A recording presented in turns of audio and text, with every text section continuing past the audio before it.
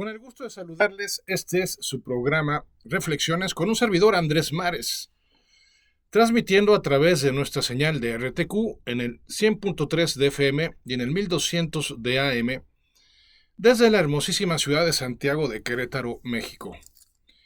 Y también nos pueden seguir a través de nuestra página de internet www.rtq.mx. Y si lo prefieren así, ver el programa grabado más adelante en mi canal de YouTube, Andrés Mares, en la lista de distribución Reflexiones. Y bueno, hoy vamos a reflexionar sobre nuestras creencias sobre los demás, la importancia, la relevancia que tenemos sobre lo que creemos de los demás y la repercusión que puede tener en su forma de ser y de proceder en la vida. Esto es fundamental porque no nos solemos dar cuenta de que lo que le transmitimos a los demás, partiendo de la base, de la idea y el concepto en el que los tenemos, es algo que realmente puede marcar no solo una gran diferencia en la relación en sí, sino en su propia vida y en la nuestra. Y justo el por qué vamos a reflexionar a lo largo de este programa. Primero que nada, hay que recordar que el primer nivel de formación de la afectividad en el ser humano viene dado por el tipo de trato, el tipo de cariño o falta de él, el tipo de atención o falta de ella que se recibió en la infancia. Lo que empieza a construir, a configurar la salud o la falta de ella a nivel psicológico e inclusive a nivel corporal es la calidad de la atención que recibimos, sobre todo en nuestros primeros 7 años. Y esa es la base que configura nuestra personalidad.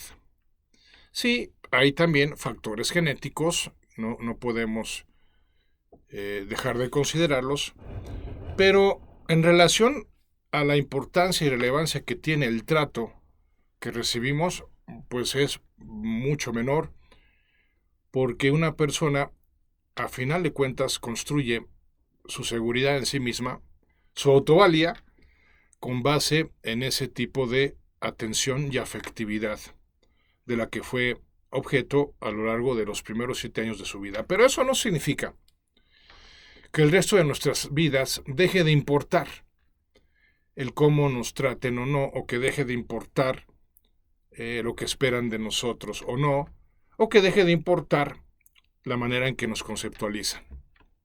Por supuesto que importa, e importa mucho, porque somos seres sociales por naturaleza y no podemos perder de vista que por más que lo querramos, no podemos mantenernos aislados, inmunes a el impacto que tiene nuestro círculo social, familiar, profesional, porque fuimos creados en un contexto de sistemas. Fuimos creados por Dios para formar parte de un sistema, ya lo hemos comentado en otras ocasiones.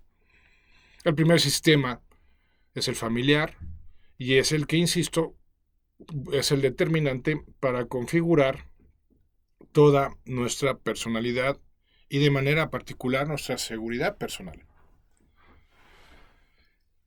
Luego viene pues el sistema social y si fui objeto de bullying o no, si fui una celebridad en mi salón o no, si se me trató con indiferencia o no. Bueno, todo eso también va sumando o va restando factores psicológicos fundamentales de cara a la configuración de mi forma de ser. Y luego viene el entorno ya social, que es más amplio que el meramente escolar, por decirlo así, y el profesional, que también tiene una relevancia particular, porque con nuestros compañeros de trabajo, pues pasamos muchas horas del día, y en el trabajo destinamos una buena parte, si no es que la mayor parte de nuestras vidas.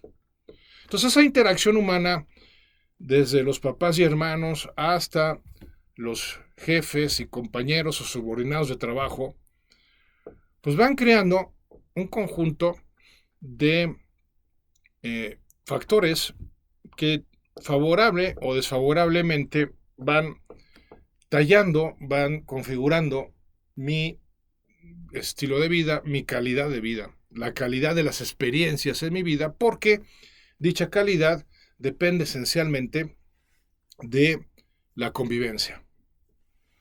Y la convivencia es, sin lugar a dudas, uno de los ingredientes claves de la experiencia de dicha o de desdicha.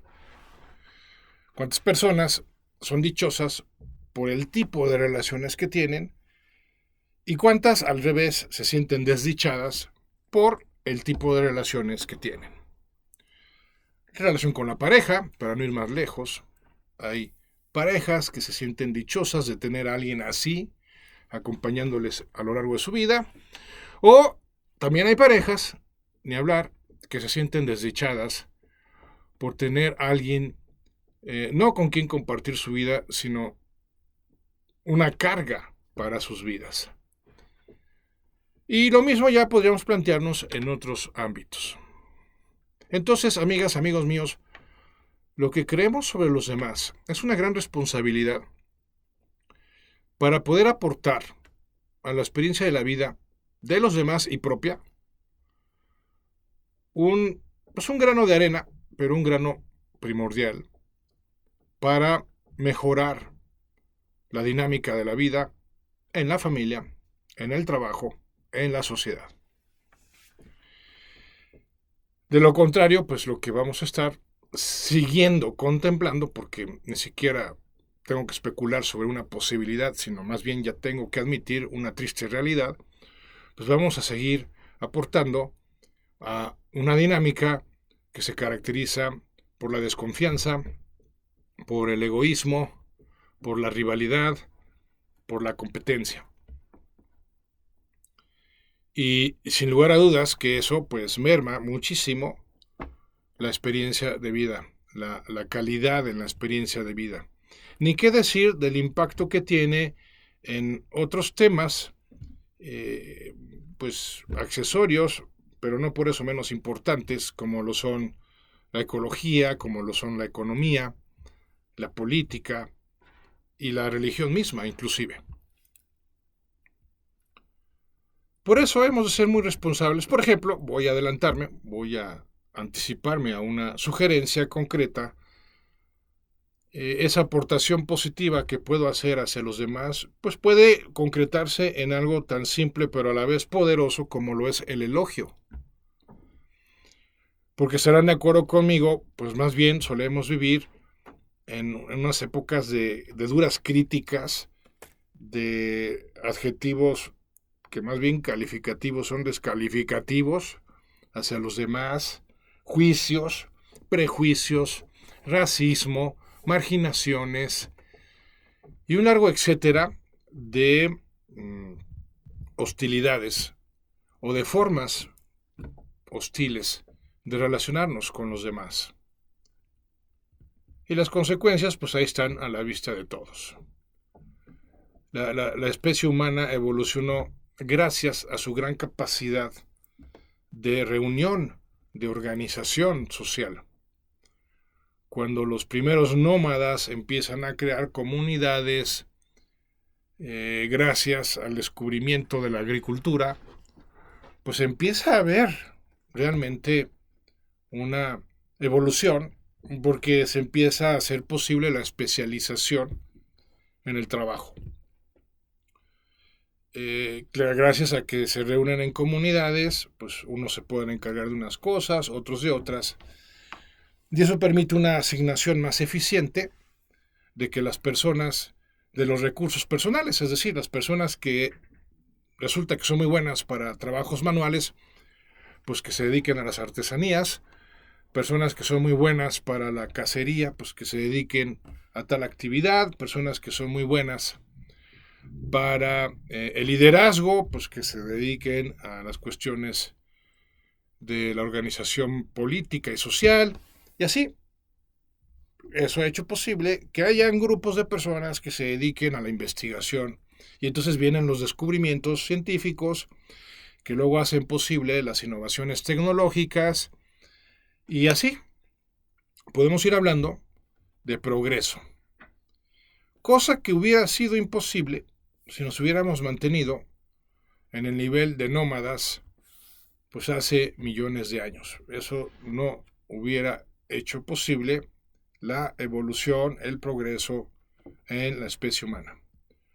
Pues igual, actualmente podríamos hacer un comparativo y sería interesante el resultado entre el tipo, por ejemplo, de estándar de vida de un país cuyos habitantes saben trabajar en equipo versus el estándar de vida de un país en donde difícilmente las personas trabajan en equipo.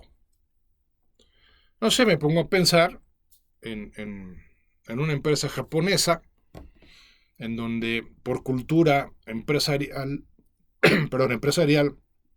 pues todos trabajan al unísono, como los músicos en una orquesta, y eso genera altos índices de productividad en la empresa, versus una empresa en nuestro país, que es muy común, no digo que pasen todas, pero en donde lo que caracteriza es la rivalidad entre áreas, la grilla entre colegas, porque unos quieren sobresalir a base de hacer menos a los demás y entonces se dan sabotajes. En fin, pues obviamente la productividad, pues nada que ver. No por nada los países más desarrollados son los que han sido capaces de organizarse de manera colectiva. Mientras que los países más subdesarrollados pues se caracterizan, o nos caracterizamos, diría el otro, por una mentalidad de que cada quien se las arregle como pueda y que cada quien se rasque con sus propias uñas. Pues con ese tipo de mentalidad seguiremos teniendo bajos niveles, bajos estándares de productividad, de nivel de vida, y seguiremos teniendo experiencias bastante empobrecedoras en nuestra situación particular y a nivel social.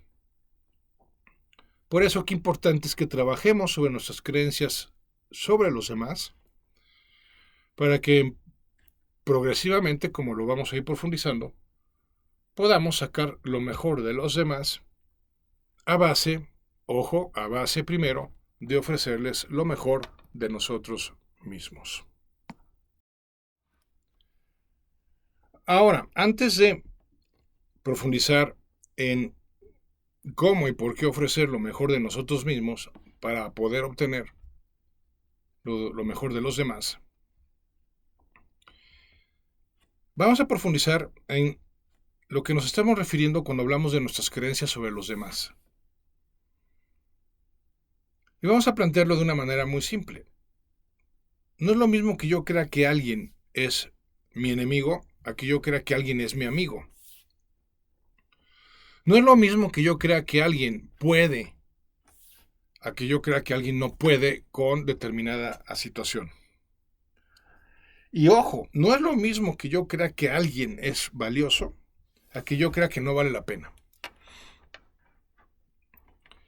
Cuando hablamos de lo que creemos sobre los demás, estamos hablando de los supuestos de los que partimos a la hora de calificar a una persona. Y esos supuestos no solo pueden equivocarse, sino que en su sentido más positivo pueden tener el poder de transformar para bien a otras personas. Un hermoso ejemplo de eso viene plasmado en la gran obra literaria de Miguel de Cervantes Saavedra, Don Quijote, el gran caballero de la Mancha, cuando, gracias a la creencia que tenía sobre Dulcinea, con la manera de tratarla, con la manera de referirse a ella, logra que pase de ser una prostituta a convertirse en una dama. Y eso es algo muy hermosamente plasmado, insisto, y que refleja justamente La segura creencia que tenía Miguel de Cervantes de que cuando buscamos tratar a las personas de acuerdo a su potencial y no de acuerdo a su realidad presente, estamos ayudándoles auténticamente, profundamente, a desarrollar todo ese potencial, a dar lo mejor de sí mismas. Bueno, pues ese es el poder de nuestras creencias sobre los demás. Que si lo sumamos al poder de prestarles atención a los demás, bueno, podemos hacer una gran labor para contribuir a la sanación del mundo, como diría Marianne Williamson. Porque si yo le presto atención a alguien, independientemente de lo que esa persona detone en mí, porque a ver, es natural que haya personas que nos caigan mal, porque tienen formas de ser contrarias a la nuestra, porque tienen formas de percibir diametralmente opuestas, por lo que sea. Hay personas que nos van a caer mal y nosotros les vamos a caer mal a otras personas. Es algo, si queremos, hasta misterioso. Pero algo que a la vez no podemos negar. Ahí está, así es. Bien.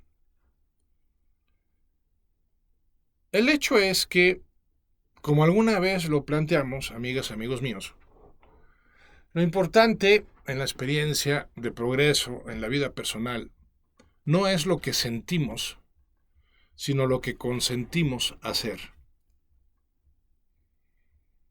Y eso significa que si yo soy capaz de hacer a un lado mis sentimientos personales, que no significa reprimirlos ni negarlos, pero sí hacerlos a un lado, ¿no? Ponerlos bajo una jerarquía específica, para yo, con un sentido de propósito más profundo, centrarme en lo que tiene sentido en mi relación con los demás. Y lo que tiene sentido es que yo contribuya a la salud del mundo, a la sanación del mundo, como dice Marianne Williamson una vez más. Entonces, ¿qué voy a hacer? Voy a cambiar mi creencia, mis supuestos sobre los demás. Y entonces dejar de verlos como adversarios, enemigos, sangrones, pedantes, payasos, insoportables, torpes, lo que sea. Y empezar a verlos como enfermos, tal vez desvalidos. Y entender que ese cambio de percepción despierta en uno una hermosa llamada a asumir un rol de sanador. Entonces, de tal manera que uno se toma en serio el buscar, aunque solo sea por unos segundos de contacto primero y único que se pueda tener con miles de personas, como nos sucede cada día, poder sembrar algo positivo, aunque solo sea una cosa y aunque aparentemente sea pequeña, en la vida de la otra persona. ¿Cómo qué? Bueno, si yo me voy cruzando por la calle con alguien y no me cruza la mirada, porque eso me pasa con mucha frecuencia, ¿no? Yo voy por la calle y voy viendo a la gente y la gente no lo mira a uno porque no quiere saludar. Y si alguna persona sí levanta la mirada para verme, pues le hago un gesto de saludo, ¿no? Una sonrisa, o de plano le saludo, ¿no? Y ya esa fue la contribución. Pero hay personas que no, ni siquiera voltean a ver como si uno no existiera. Bueno, pues entonces la bendigo. ¿Qué significa bendecir a alguien? Pues pedirle a Dios por esa persona, por sus necesidades físicas, por sus necesidades emocionales, espirituales, que todos tenemos. Una sonrisa cuando hay un cruce de miradas, una gratitud delicada y profunda cuando se le prestó un servicio a alguien, ¿no? En fin, respeto y atención y delicadeza cuando uno presta un servicio a otra persona, lo que sea.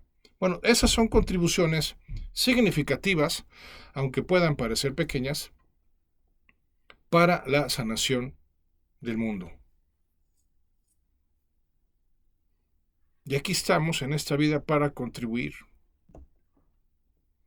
Enferma nada más recibir y no dar.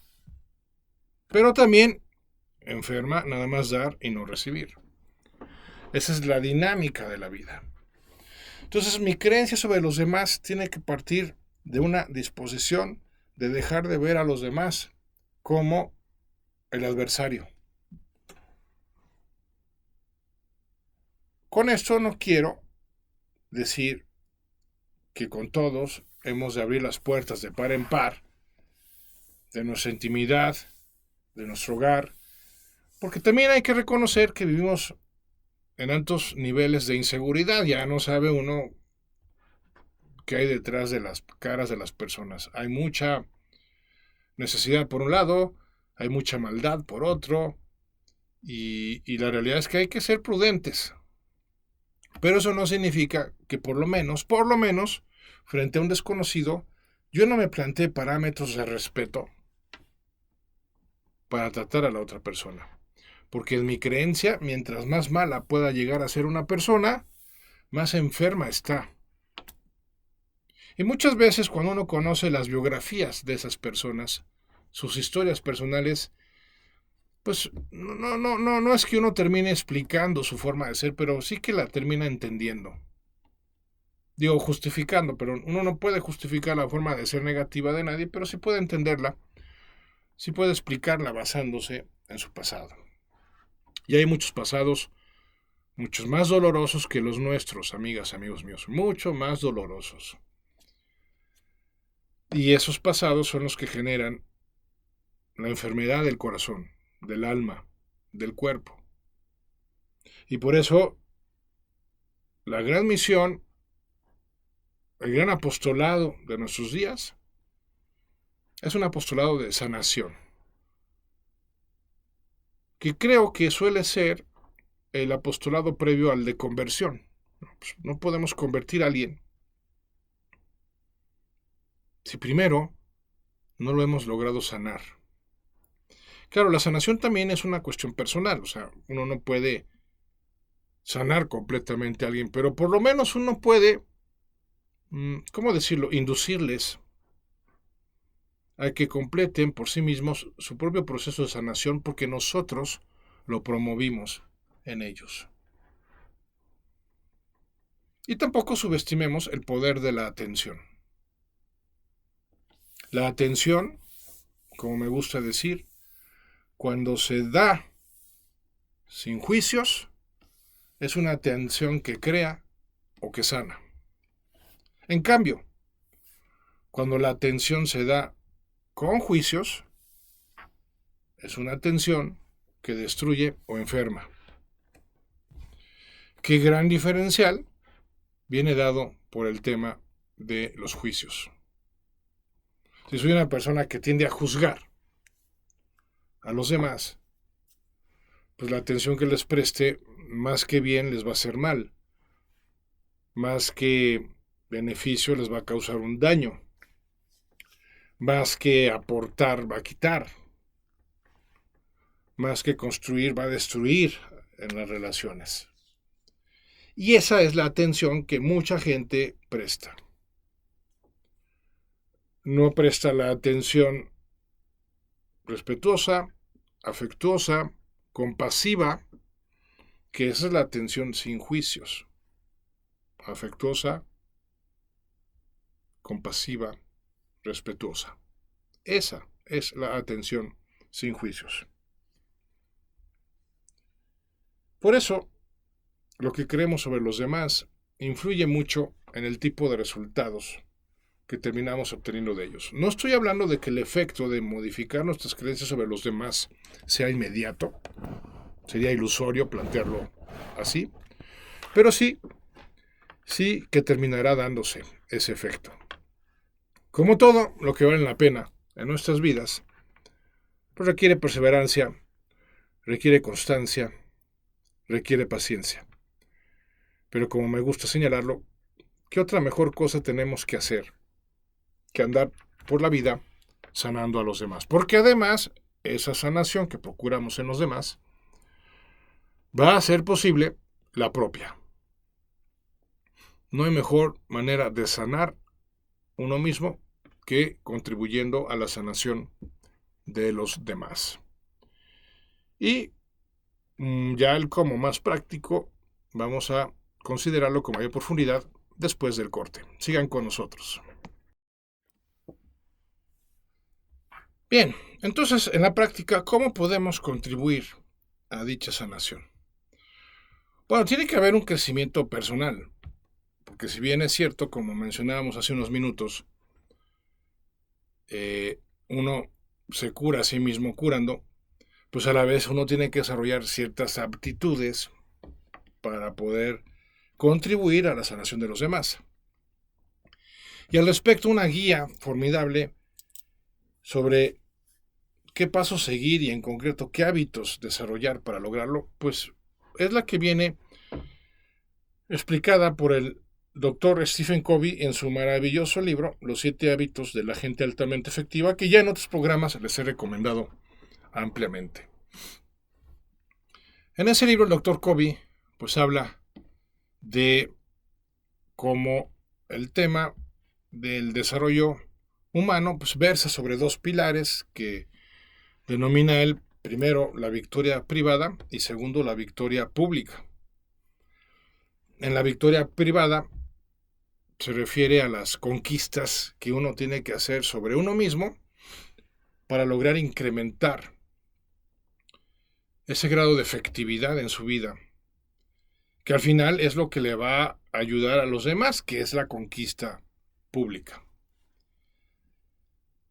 En otras palabras, hay 3 hábitos que se encaminan al crecimiento de uno y hay otros 3 hábitos que se encaminan al desarrollo de nuestras relaciones.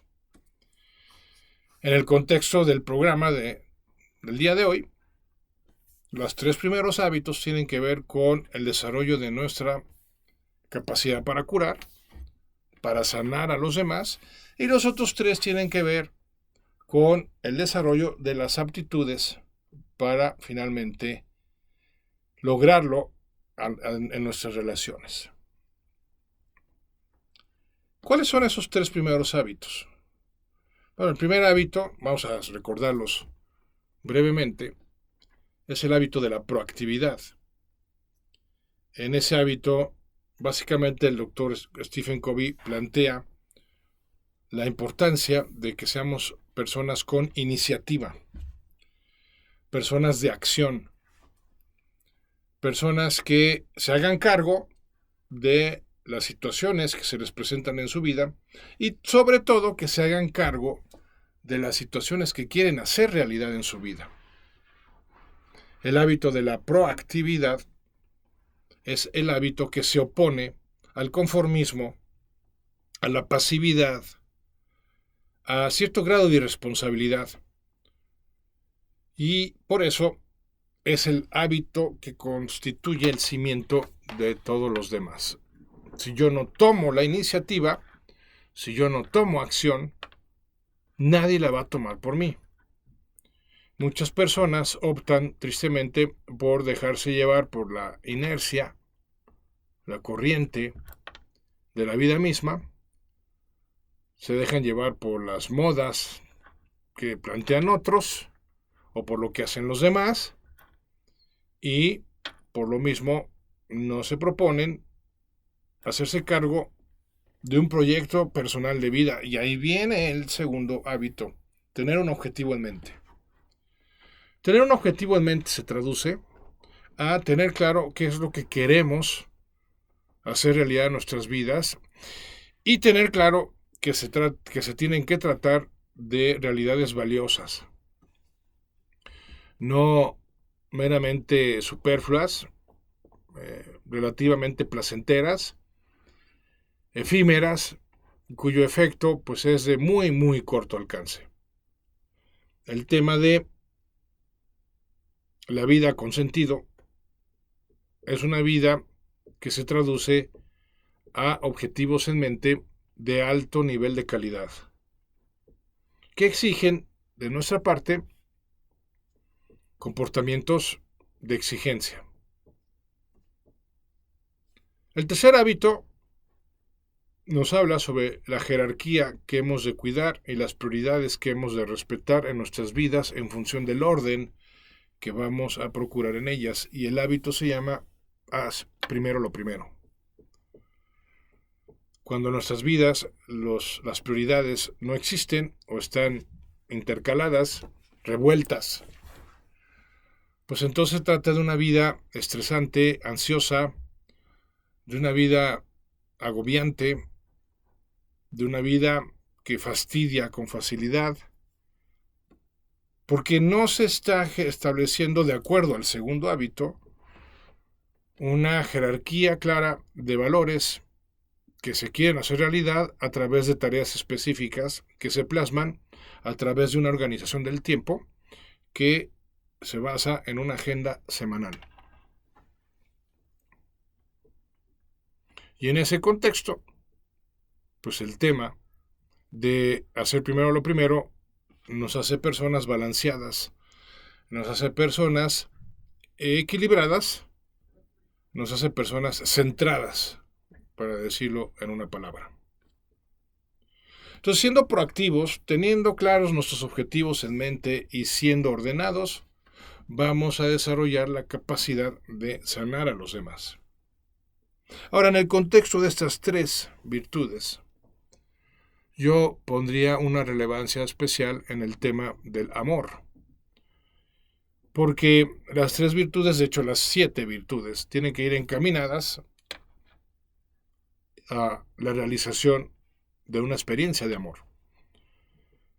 En otras palabras, busco ser proactivo por amor, busco tener objetivos amorosos en mi mente y busco hacer lo primero en torno a jerarquía establecida por el amor. Entonces es como me voy volviendo competente, apto para ayudar a los demás, para serle útil a los demás. Entonces ya vienen los otros tres hábitos encaminados a nuestras relaciones. El primero de ellos, o el cuarto en la serie de los 7 de Stephen Covey, es el hábito de pensar en ganar. Cuando yo pienso ganar, tengo una mentalidad en la cual busco que mis relaciones resulten favorables para ambas partes. No solo para una de las partes, sino para ambas. En ese esquema yo tengo claro que la dinámica de la relación y del amor en sí es una dinámica de dar y recibir, dar y recibir, dar y recibir. Entendiendo que hay ciertas situaciones en las que se me puede exigir dar de más y recibir de menos, y otras en las que se me presente la posibilidad de recibir de más y dar de menos. La vida es dinámica, pero como sea, en las dos, dar y recibir.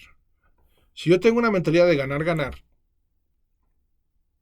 buscaré acuerdos que hagan crecer la relación porque le beneficie a todas las partes. Y si hay una parte que no sale beneficiada, entonces no hay acuerdo. El quinto hábito habla sobre la relevancia que tiene primero tratar de comprender antes de ser comprendido. La realidad es exactamente la contraria. Las personas habitualmente buscan primero ser comprendidas y luego a ver si tratan de comprender. Generalmente no, pero sí están empeñadas en que se les comprenda. Y el doctor Covey deja bien claro que mientras no invirtamos esa secuencia, mientras no busquemos primero de verdad comprender a las demás personas, jamás nos van a comprender a nosotros. La puerta de acceso a la intimidad de una persona es el corazón, no la cabeza. Entonces, de nada sirve llegar con argumentos poderosos, fehacientes, contundentes a las demás personas si su corazón está cerrado a escucharnos. Pues, no me va a escuchar una persona que primero no se sienta comprendida por mí. Y esto exige muchísimo de nuestra parte. Poder escuchar a una persona de tal manera que se sienta comprendida, aunque no estemos de acuerdo con sus planteamientos, pero que aún así se sienta comprendida, porque la escuchamos atentamente. Y recordemos cómo es la atención, cómo debe ser la atención a los demás, sin juicios, para que sea constructiva y sanadora. Entonces, mientras yo no logre desarrollar la capacidad de escuchar atentamente lo que la otra persona me comparte, aunque no me interese, aunque no coincida con ello, no generaré ese aire psicológico con esa persona que se va a convertir en una confianza para que ella se abra cuando llegue mi turno de dirigirme a esa persona. Luego, el sexto hábito es el de crear sinergias. La sinergia es una realidad muy poderosa de la naturaleza. La sinergia, por ejemplo, viene plasmada en el milagro de la vida, y en concreto cuando uno siembra una semilla, la sinergia que se da entre la semilla y la tierra crea un árbol que refleja prosperidad, porque de ese árbol van a surgir muchos más frutos gracias a la interacción sinérgica entre la tierra y la semilla. Pues algo similar se puede plantear en las relaciones humanas, crear cosas muy poderosas por la interacción entre distintas partes que procuraron primero comprender antes de ser comprendidas, procuraron pensar en ganar, procuran hacer primero lo primero, procuran tener objetivos claros en mente y valiosos y procuran ser proactivas. Entonces sí, se libera un poder en las organizaciones humanas, en la relación de pareja, en la familia, en el trabajo, en la política, en la economía, en el mundo de la empresa, en la religión, si se dieron estos hábitos de manera previa. Si no, no hay sinergia. Hay obstrucción. Hay lucha. Hay rivalidad. Tal vez las guerras sean lo más antisinérgico que existe, para citar un caso extremo. Los sabotajes, las calumnias, las injusticias, por supuesto. Todo eso nos describe una serie de antisinergias que por eso tienen al mundo como lo tienen. Y dirán, ¿y el séptimo hábito, Andrés, de qué trata? Bueno, el séptimo hábito, nada más como breviario cultural, trata sobre, el doctor Covey lo llama, afilar la sierra, la importancia que tiene el que destinemos tiempo a la semana en nuestras vidas para descansar, para renovarnos físicamente, intelectualmente, emocionalmente, espiritualmente. Es el hábito de la renovación interior para que podamos mantenernos funcionando por la vida. Pues así es, amigas, amigos míos, este maravilloso libro, Los 7 hábitos de la gente altamente efectiva, para un servidor, es un gran referente de cómo podemos procurar de verdad y de formas concretas marcar una diferencia significativa en la vida de otros y, por supuesto, una gran diferencia en nuestras propias vidas. Así pues, amigas, amigos míos, ya en la recta final de nuestra reflexión de hoy, la cuestión radica esencialmente en que demos lo mejor de nosotros mismos para poder aspirar a obtener lo mejor de los demás. Es una inversión de tiempo. Los resultados no son inmediatos. Cuando uno empieza a cambiar la forma de referirse a otras personas, tarda su tiempo antes de que la forma en que las otras personas se refieren a nosotros también cambie. No es algo rápido, ni modo. Es algo que va de requerir de dedicación, va a requerir de constancia, pero finalmente va a terminar funcionando. Porque muchas personas han creado fuertes barreras emocionales, queriéndose proteger seguramente de experiencias dolorosas que se generaron en su vida, en distintas etapas de su vida, y que por lo tanto no hay que personalizar como si la cuestión fuera contra nosotros, ¿no? Porque muchas veces no somos nosotros el problema, sino que traen arrastrando un pasado por demás complicado, por demás difícil, por demás doloroso. Entonces, hay que tener claro, primero, que no va a ser fácil, segundo, que es posible, tercero, que va a requerir dar lo mejor de nosotros mismos, pero que es la mejor dedicación que podemos hacer de nuestro tiempo. Será de distinta manera también dependiendo de las situaciones. No es que exista un método universal, único y específico para sanar a los demás, pero sí, sea cual sea la situación y la posibilidad que se nos genere a través de ella, va a requerir de tiempo. Un tiempo y un esfuerzo que no sabemos cuánto es, pero que hemos de estar dispuestos a dar. Ahora, insisto, no lo midamos en términos del tiempo que nos pueda llevar, sino en términos del crecimiento personal primero y del crecimiento en la relación que se está gestando, que se está construyendo, sigilosamente, silenciosamente, paulatinamente. No es como cuando siembras, volvamos al ejemplo de la semilla, cuando siembras una semilla,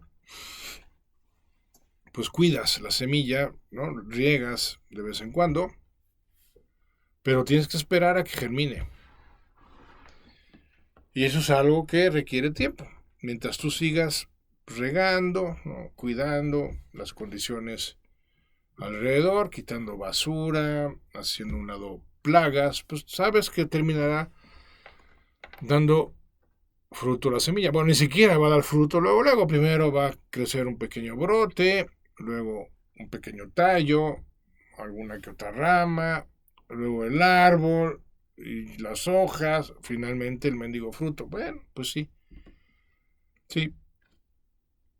Es ardua, es lenta, pero no hay nada al final del día más satisfactorio que saber irnos a la cama con la conciencia tranquila, ilusionada, de saber que algo hicimos en beneficio de los demás. Algo significativo, aunque en apariencia no muy relevante. Lo importante es ser capaces de valorar eso que no se ve, pero que terminará dando frutos. Nuestras creencias sobre los demás son un gran tema existencial. Porque como lo he planteado en diversas ocasiones, venimos de otros y somos para otros. Entonces la gran misión en nuestras vidas es el legado que dejemos en la vida de otros. Esto es así porque tenemos una naturaleza social. Y así como nuestro origen viene de otros, nuestra finalidad se tiene que encaminar a otros. Cuando una persona se encapsula en sí misma por el egoísmo, empieza a petrificarse, por no emplear otras palabras. Y vivimos una sociedad que se está petrificando justamente por eso, porque está constituida por personas encerradas en sus propios intereses, en sus propias preferencias, en sus propias realidades, con un ostracismo que les impide intimar con otras personas, les impide a otras personas siquiera acercarse a ellas. Y eso es reflejo de la gran enfermedad que estamos padeciendo en nuestros días en el mundo. Por eso es importante que empecemos a cambiar nuestras creencias sobre los demás, Los demás no son el problema. Los demás son el objetivo. Así, tal cual. Y en la medida en que encontremos maneras de prestar mejores y mayores servicios a los demás, en esa medida hasta nuestra vida será próspera. Pero recuerden, amigas, amigos míos, nuestro objetivo son los demás.